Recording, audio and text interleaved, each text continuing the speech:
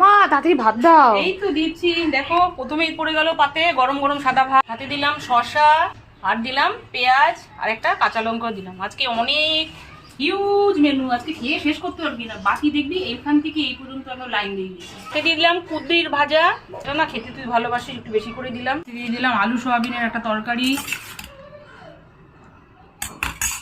দিয়ে দিলাম পুঁটি মাছের একদম পাতলা ঝোল।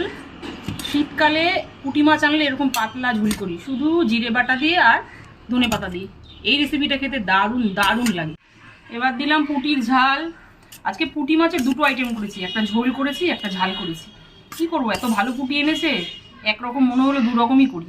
শেষে আজকে মালাই চিংড়ি করেছি। কুচি নারকলের শাঁসটাকে নিয়েছি, নিয়ে বেটে তার সঙ্গে একটু সর্ষে বেটে কাঁচা লঙ্কা বেটে মালাই চিংড়ি করেছি।